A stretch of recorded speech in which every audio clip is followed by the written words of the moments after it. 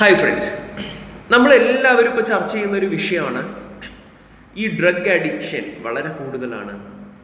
ഒരു 6ാം ക്ലാസ്സിൽ പഠിക്കുന്ന അല്ലെങ്കിൽ കുഞ്ഞു കുട്ടികളിൽ പോലും ഡ്രഗ് അഡിക്ഷൻ വളരെ കൂടുതലായിട്ട് കാണുന്നു. ആൽക്കഹോളിസം അല്ലെങ്കിൽ കള്ളുകൂടി പോലുള്ള ചീത്തശീലങ്ങൾ, സിഗരറ്റ് വലി, ഇതെല്ലാം വളരെയധികം കൂടുന്നു. നമ്മുടെ സമൂഹം നശിക്കുന്നു പോലുള്ള ചർച്ചകൾ എല്ലാവിടെയും നടക്കുന്നുണ്ട്. എങ്ങനെ ഈ ഡ്രഗ് അഡിക്ഷനിൽ നിന്ന് നമുക്ക് നമ്മുടെ സമൂഹത്തിനെ രക്ഷിക്കാം എന്നൊക്കെ പല രീതിയിലുള്ള അഭിപ്രായങ്ങൾ പറയുന്നുണ്ട് അല്ലേ. നമുക്ക് എക്സസൈസിലൂടെ ചെയ്യാം, അല്ലെങ്കിൽ സൂംബ ഡാൻസിൻ്റെ പുതിയ ഗവൺമെൻറ്റും അതിനനുസരിച്ചുള്ള മെഷേഴ്സ് എല്ലാ കാലഘട്ടത്തിലും എടുത്തിട്ടുണ്ട്, ഇപ്പോഴും എടുക്കുന്നുണ്ട്. പക്ഷെ പലരും ചിന്തിക്കാത്ത ഒരു സൈഡ് ഉണ്ട് ഇതിന്.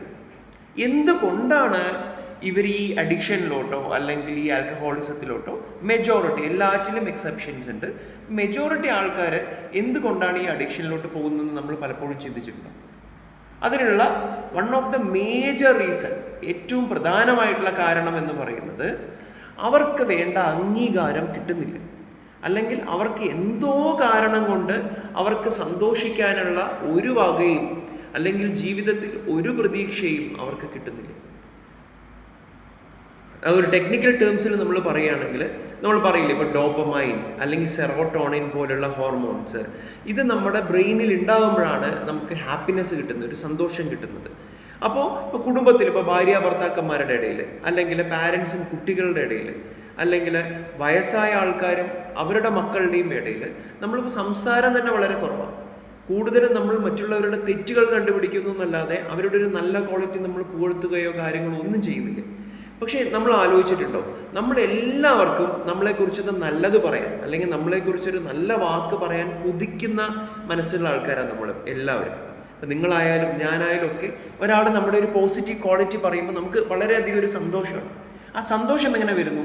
ഒരു പോസിറ്റീവ് ക്വാളിറ്റി നമ്മളോട് പറയുമ്പോൾ നമ്മുടെ ബ്രെയിനിൽ ആ ഡോപ്പമൈൻ പോലുള്ള ഹോർമോൺസ് ഉൽപ്പാദിപ്പിക്കുന്നു. അപ്പോൾ നമുക്ക് സന്തോഷം കിട്ടും. അപ്പോൾ ഈ ആൽക്കഹോൾ ആയാലും അല്ലെങ്കിൽ സ്ട്രെസ് ആയാലും ഡിപ്രഷൻ ആയാലും ഡ്രഗ്സ് ആയാലും ഇതിലോട്ടൊക്കെ പോകുന്നതിൽ നിന്നുള്ള, ഇതൊക്കെ ഒരു വലിയ റേഞ്ചിലുള്ള കേസല്ല ഞാൻ പറയുന്നത്, ഒരു സ്റ്റാർട്ടിങ് സ്റ്റേജിലുള്ള കാര്യമാണ്.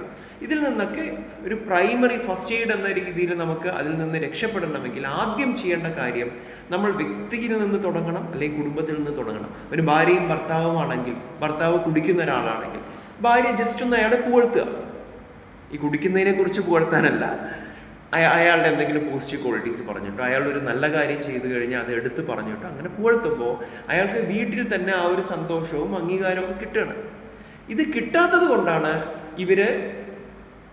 അപ്പോഴും ഞാൻ പറയുന്നു, ഇത് 100% അല്ല, ഒരു വേറൊരു സൈഡാണ് ഞാൻ സംസാരിക്കുന്നത്. അങ്ങനെ അവർക്ക് അംഗീകാരം കിട്ടാത്തത് കൊണ്ട് അവർക്ക് പെട്ടെന്ന് എങ്ങനെ ഡോപ്പമൈൻ ഉണ്ടാക്കാം, പെട്ടെന്ന് എങ്ങനെ ആ ഒരു സന്തോഷത്തിലോട്ടെത്താം, പെട്ടെന്ന് എങ്ങനെ സങ്കടത്തിൽ നിന്ന് സങ്കടം മറക്കാം, അങ്ങനെയൊക്കെയാണല്ലോ സാധാരണ പറയാറ് കള്ളു കുടിക്കുന്നവരുമെല്ലാം.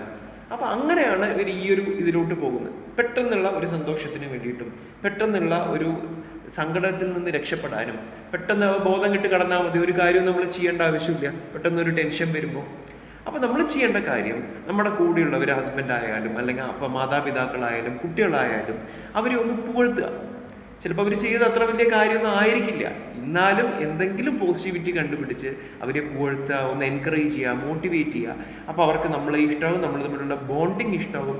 അങ്ങനെയുള്ള കുട്ടികൾ അല്ലെങ്കിൽ അങ്ങനെയുള്ള പാരൻസ്, അങ്ങനെയുള്ള ഹസ്ബൻഡ്സോ അങ്ങനെയുള്ള വൈഫുമാരോ ഈ ബന്ധത്തിൽ നിന്ന് അവർ അങ്ങനെ തെറ്റായിട്ടുള്ള വഴിയിലൂടെ പോകാനുള്ള സാധ്യത അങ്ങനെ കുറച്ചെങ്കിലും നമുക്ക് കുറയ്ക്കാൻ കഴിയും. Thank you so much.